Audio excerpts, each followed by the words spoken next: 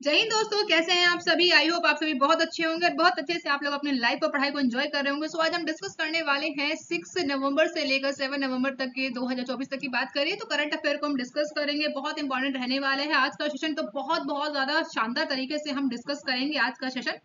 सो आप सभी को कमेंट बॉक्स में लिखना है जल्दी से जय हिंद जय भारत। अगर आप लोग फर्स्ट टाइम चैनल पे विजिट कर रहे हैं, सबसे पहले आपको वीडियो को लाइक कर लेना है, चैनल को सब्सक्राइब कर लेना है, बेल आइकन पे हिट कर दीजिएगा ताकि जो भी वीडियोस है उन सभी की नोटिफिकेशन आप तक पहुंचती रहे। तो चलिए जल्दी से करते हैं क्विक रिवीजन, जो कि हमने लास्ट क्लास में जितने भी करंट अफेयर को डिस्कस किया था उन सभी का करते हैं क्विक रिवीजन। ठीक है, बात करें फर्स्ट क्वेश्चन की तो अमेरिका ने अभी यूक्रेन को, किसी अमेरिका के द्वारा जो कि यूक्रेन की बात करें तो 425 मिलियन डॉलर की अतिरिक्त सुरक्षा सहायता देने की घोषणा की है हाल ही में। वहीं बात करें तो मध्य प्रदेश में अभी हिंगोट उत्सव को मनाया गया है। तो डायरेक्ट क्वेश्चन बनता है एग्जाम में, आपसे पूछा जाएगा कि हिंगोट उत्सव कहाँ का है, तो कहाँ मनाया जाता है, मध्य प्रदेश में मनाया जाता है। नेक्स्ट क्वेश्चन है जम्मू कश्मीर विधानसभा के विपक्ष नेता की बात करें तो सुनील शर्मा को बनाया गया है। वहीं वैश्विक व्यापारिक निर्यात में बात करें तो यहाँ पर ब्रिक्स प्लस में हिस्सेदारी जो कि कब तक G7 से आगे निकलने की संभावना जताई गई है, तो 2026 तक की बात की गई है। नेक्स्ट क्वेश्चन की बात करें तो प्रथम एशियाई बौद्ध शिखर सम्मेलन का आयोजन कहाँ किया जाएगा, तो कहाँ पे किया गया है, जो कि 5 से लेकर 6 नवंबर तक आपको देखने को मिला, कहाँ पर, न्यू दिल्ली में। नेक्स्ट क्वेश्चन की बात करें तो भारत के किस अभयारण्य में बटरफ्लाई पार्क का उद्घाटन किया गया है, तो याद रखिएगा पक्के टाइगर रिजर्व में। ठीक है, तो बहुत इंपॉर्टेंट है। तो बात करें नेक्स्ट क्वेश्चन की तो स्विट्जरलैंड के लुसाने में आयोजित स्विस ओपन इंडोर तीरंदाजी टूर्नामेंट में भारतीय खिलाड़ी जिनका नाम है आंतनु दास, इनके द्वारा भी कांस्य पदक जीता गया है। वहीं अमेरिका के कोलोराडो में अंडर 19 विश्व मुक्केबाजी चैंपियनशिप में जो कि स्वर्ण पदक जीता है किनके द्वारा, इनका नाम है क्रिश वर्मा।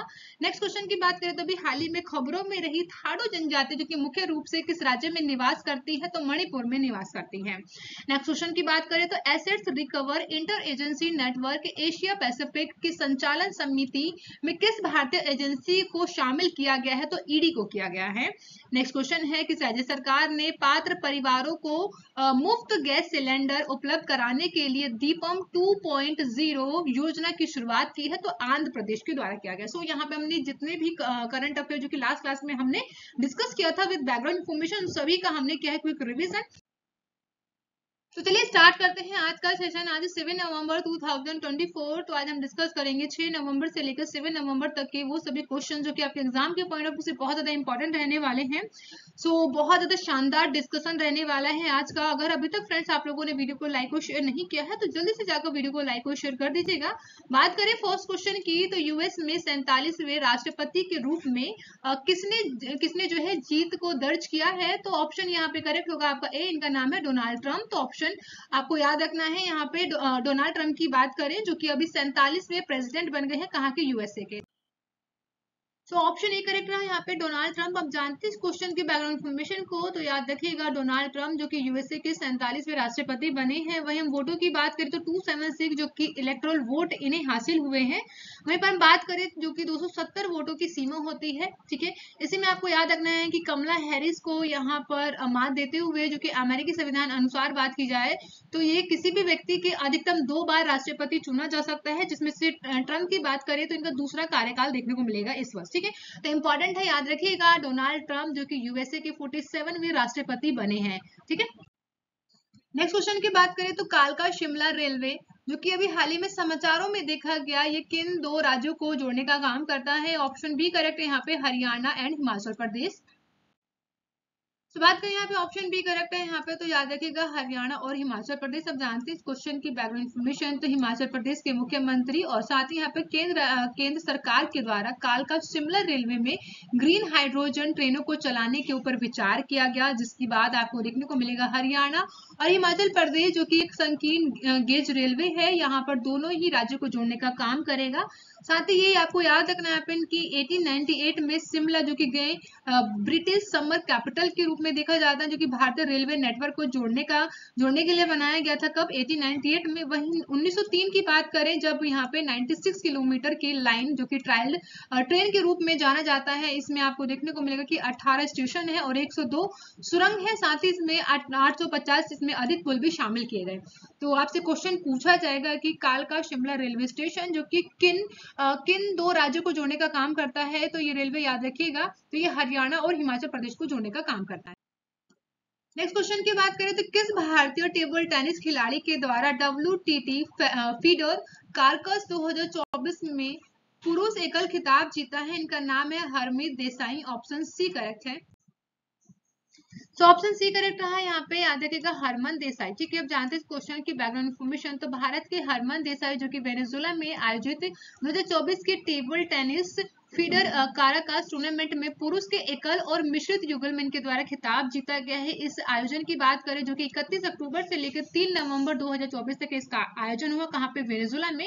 वही बात करें तो विश्व स्तर पर 90 स्थान पर रहे हैं हरमीत। ठीक है, वही फ्रांस की बात करें तो फ्रांस के जो सेफ्रिड को इन्होंने 11-7, 11-8 और 11-6 से पुरुष के एकल फाइनल में हराया है।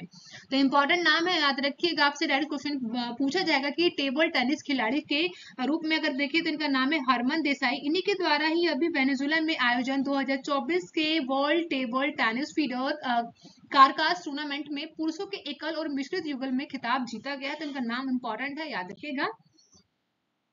सो नेक्स्ट क्वेश्चन की बात करें 2026 तक किस देश को अंतरराष्ट्रीय सौर गठबंधन के अध्यक्ष के रूप में चुना गया है? तो बहुत बहुत इंपॉर्टेंट है ये क्वेश्चन।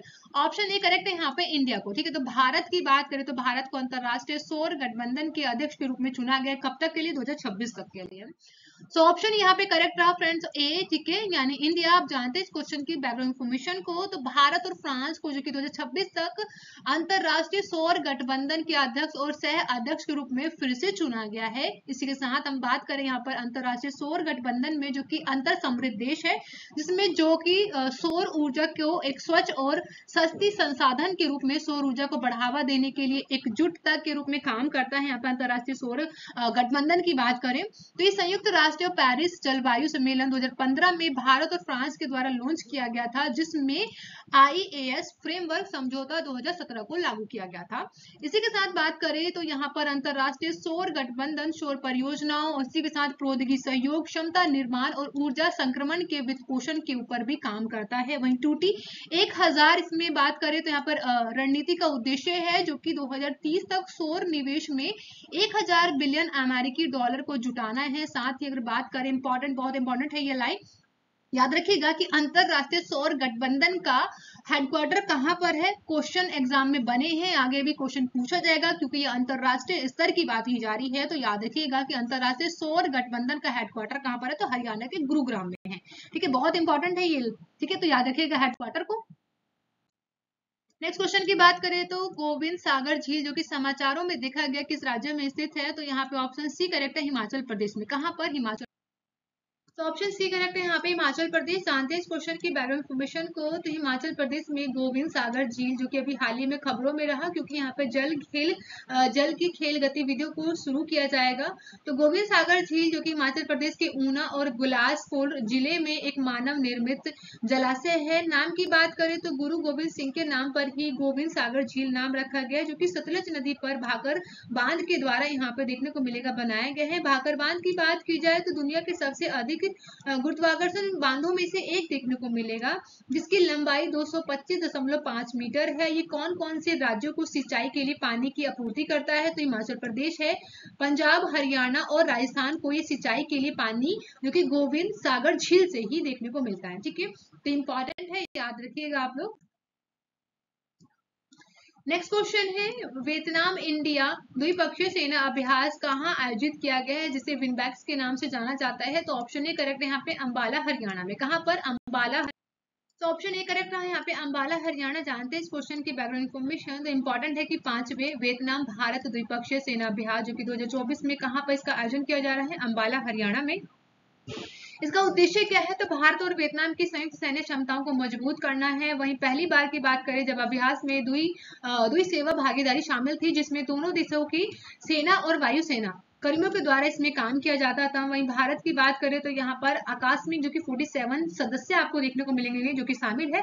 मुख्य रूप से बात करें तो यहाँ पे क्रॉप्स ऑफ इंजीनियर्स जो कि एक रेजिमेंट है, वो अन्य सेवाओं में यहाँ पर कर्मियों के साथ इसमें काम करते हैं। तो इंपॉर्टेंट है, आपसे क्वेश्चन डायरेक्ट पूछा जाएगा कि विनबैक्स की बात करें तो ये किन दो देशों के बीच में आपको अभ्यास देखने को मिलेगा, तो ये भारत और वियतनाम के बीच में होता है। और इस साल 2024 की बात करें तो 5वें नंबर का आपको देखने को मिलेगा संस्करण, और कहाँ पर हो रहा है, हरियाणा अंबाला में। नेक्स्ट क्वेश्चन की बात करें तो विश्व सुनामी जागरूकता दिवस प्रत्येक वर्ष किस दिन मनाया जाता है, तो ऑप्शन सी करेक्ट यहाँ पे 5 नवंबर को। तो 5 नवंबर की बात करें तो 5 नवंबर को ही वर्ल्ड सुनामी, तो ऑप्शन सी करेक्ट रहा यहाँ पे 5 नवंबर। जानते हैं इस क्वेश्चन की बैकग्राउंड इन्फॉर्मेशन को। तो विश्व सुनामी जागरूकता दिवस जो कि 5 नवंबर को हर साल विश्व स्तर पर मनाया जाता है, इसका उद्देश्य मात्र इतना ही है कि सुनामी के खतरे के बारे में लोगों को जागरूकता बढ़ाई जा सके और ऐसी प्राकृतिक आपदाओं की स्थिति के बारे में पहले से ही लोगों को तैयार किया जा सके, ताकि कोई ऐसी प्राकृतिक घटना होती है तो कैसे अपने आप को तैयार रखना है। इस साल की थीम की बात करें तो एक लचीला भविष्य के लिए असमानता से लड़ना, ये साल की थीम रखी गई है। बहुत इंपॉर्टेंट होते हैं गाइस डे और इनकी थीम, तो आपको याद ही रखना होगा, एग्जाम में डायरेक्ट क्वेश्चन बनते हैं ऐसे, ठीक है। बात करें 2015 में संयुक्त राष्ट्र महासभा के द्वारा स्थापित इस दिन जो कि सुनामी के भयावह की वजह से उसके प्रभावों को कम करने के लिए प्रारंभिक चेतावनी प्रणालियों और सामुदायिक शिक्षा के महत्व को रेखांकित करता है। तो 2015 में इसकी शुरुआत हुई थी। 2024 का आपको यहाँ पे याद रखना है कि थीम क्या रखी गई, तो एक लचीला भविष्य के लिए असमानता से लड़ना इस साल की थीम रखी गई है। और ये हर साल 5 नवंबर को इस दिन को सेलिब्रेट किया जाता है, मनाया जाता है, ताकि लोगों को ज्यादा से ज्यादा जागरूक किया जा सके प्राकृतिक आपदाओं के लिए, ठीक है। नेक्स्ट क्वेश्चन की बात की जाए तो हाल ही में शारदा सिन्हा का निधन हुआ है, वे किस क्षेत्र से संबंधित हैं, तो ऑप्शन ए करेक्ट रहा यहाँ पे, यानी कि ये है आपकी फोक सिंगर, ठीक है। तो लोक गायिका हैं, इनका नाम आपको याद रखने का नाम है शारदा सिन्हा, जिनका भी हाल ही में, तो ऑप्शन ए करेक्ट है यहाँ पे फोक सिंगर। अब जानते हैं इस क्वेश्चन की बैकग्राउंड इन्फॉर्मेशन को। तो बिहार की कोकिला के नाम से प्रसिद्ध पद्म भूषण से सम्मानित लोक गायिका जिनका नाम है शारदा सिन्हा, इनका भी हाल ही में 72 वर्ष की उम्र में निधन हो गया है। वहीं इनके द्वारा 1974 में पहली बार भोजपुरी गीत गाया गया था, और सबसे ज्यादा अगर हम बात करें फेमस इनका जो गीत है छठ का गीत है, जो कि 1978 में गाया गया था इनके द्वारा, जो कि भजन की बात करें, ये गीत कौन सा था, उग हो सूरज देव। तो ये बहुत इंपॉर्टेंट है, आपसे डायरेक्ट क्वेश्चन पूछा जाएगा। तो बात करते हैं अब इन्हें कौन कौन से पुरस्कार दिए गए हैं, ठीक है। तो 1991 में पद्मश्री से सम्मानित की गई। वहीं 2000 की बात करें तो संगीत नाटक अकादमी पुरस्कार से भी सम्मानित किया गया। 2006 की बात करें तो राष्ट्रीय अहिल्या देवी अवार्ड से भी इन्हें सम्मानित किया गया है। 2015 में बिहार सरकार से पुरस्कार से भी सम्मानित किया गया है। 2018 की बात करें तो इन्हें पद्म भूषण से भी सम्मानित किया गया है। तो ये इंपॉर्टेंट है, अवार्ड याद रखेगा इनके बारे में। अब बात करते हैं नेक्स्ट क्वेश्चन की। तो गणतंत्र दिवस समारोह 2025 का मुख्य अतिथि के रूप में किस देश के राष्ट्रपति भारत आएंगे, तो याद रखिएगा ऑप्शन डी करेक्ट होगा यहाँ पे, इंडोनेशिया के राष्ट्रपति, ठीक है। तो जिनकी इमेज आप लोग देख रहे हैं, ये है इंडोनेशिया के राष्ट्रपति। आप लोग कॉमेंट बॉक्स में जल्दी से बताइए कि इंडोनेशिया के राष्ट्रपति कौन है।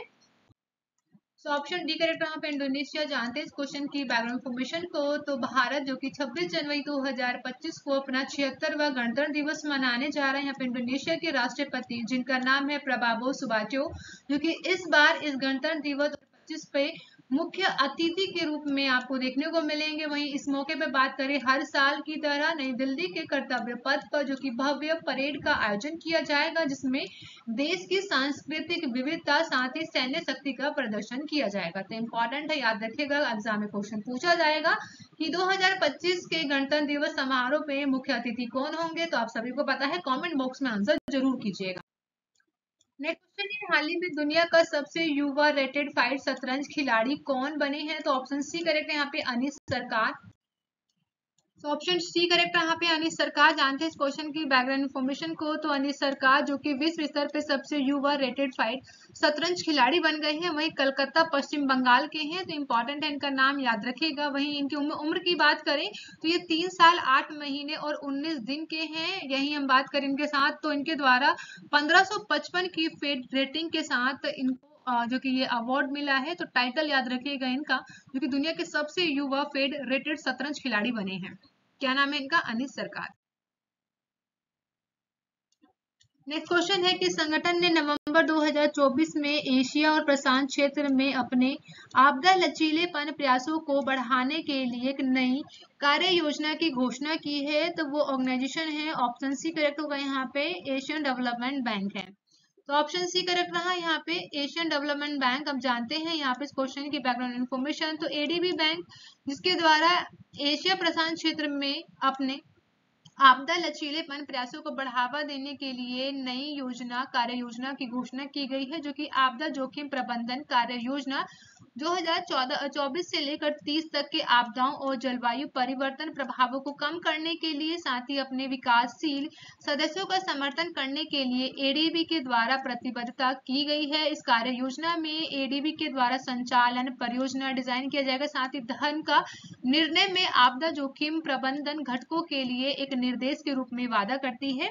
अगस्त में बात करें, जो कि संयुक्त राष्ट्र के कार्यकाल के लिए आपदा जोखिम में कमी ने जो कि चेतावनी दी थी, जो कि 2030 तक के एशिया प्रशांत क्षेत्र में आपदाओं के 40% की वृद्धि का अनुमान भी लगाया गया है। तो पहले से ही तैयार है ये एशियन डेवलपमेंट बैंक कि कहीं पे भी अगर आपदा जैसी कोई घटना होती है तो वहां पर ही सबसे पहले आगे आएगा और वहां पर इस जोखिम को कम करने के लिए, प्रबंधन करने के लिए तैयार रहेगा। नेक्स्ट क्वेश्चन है, हाल ही में समाचारों में रहा लिग्नोसेट क्या है? तो ऑप्शन बी करेक्ट यहाँ पे, वुडन सैटेलाइट। क्या है? तो ये एक वुडन सैटेलाइट है, लिग्नोसेट। तो ऑप्शन बी करेक्ट रहा है यहाँ पे, याद रखिएगा वुडन सैटेलाइट। जानते हैं इस क्वेश्चन की बैकग्राउंड इन्फॉर्मेशन को। तो जापान के वैज्ञानिकों के द्वारा दुनिया के पहले लकड़ी के उपग्रह, जिसका नाम है लिग्नोसेट, का परीक्षण करने के लिए तैयार किया गया है। लिग्नोसेट की बात करें तो ये क्वाटो विश्वविद्यालय और होम बिल्डर सुमितोमो वानिकी की एक टीम के द्वारा विकसित किया गया है, जो कि अगले सप्ताह अंतरराष्ट्रीय अंतरिक्ष स्टेशन के लिए एक स्पेस एक्स रॉकेट के ऊपर लॉन्च किया जाएगा। वहीं हम बात करें लिग्नोसेट, जो कि लकड़ी के लैटिन शब्द के नाम पर नामित है, जो आने वाले हफ्तों में बात की जाए तो ये अंतरिक्ष स्टेशन में जारी किया जाएगा। वहीं 6 महीने के लिए यहाँ पर परिक्रमा करेगा, साथ ही परीक्षण करने का काम करेगा और सामग्री कितनी अच्छी तरह से चरम वातावरण का सामना कर सकती है ये इसके ऊपर देखा जाएगा। साथ ही वन विज्ञान के प्रोफेसर, जिनका नाम है कोजी मुराता, का कहना है कि लकड़ी वास्तव में अंतरिक्ष में अच्छा प्रदर्शन कर सकती है, क्योंकि इसमें सड़ने या आग लगने के लिए वहां कोई कुछ भी नहीं है।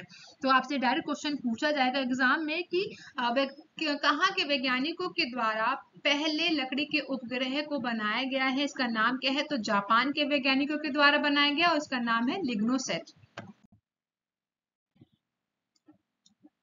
नेक्स्ट क्वेश्चन है, यामा मोटर इंडिया ग्रुप के नए चेयरमैन के रूप में किसे नियुक्त किया गया है? ऑप्शन डी करेक्ट, इनका नाम है इटारो ओटानी। क्या नाम है? इटारू ओटानी, जो कि यामा मोटर इंडिया ग्रुप के नए चेयरमैन बने हैं। ऑप्शन डी करेक्ट रहा है यहाँ पे, इटारू ओटानी। जानते हैं इस क्वेश्चन की बैकग्राउंड इन्फॉर्मेशन। तो इंडिया मोटर प्राइवेट लिमिटेड के यामा मोटर ग्रुप इंडिया की बात करें, जहां पर नए अध्यक्ष बने हैं इटारू ओटानी को नियुक्त किया गया है। ओटानी की बात करें तो ये यामा मोटर कंपनी के 3 दशक से अधिक का अनुभव है इनके पास, जिसमें ऑस्ट्रेलिया, ब्राजील, जापान सहित वैश्विक बाजार में प्रमुख नेतृत्व की भूमिका निभाई गई है।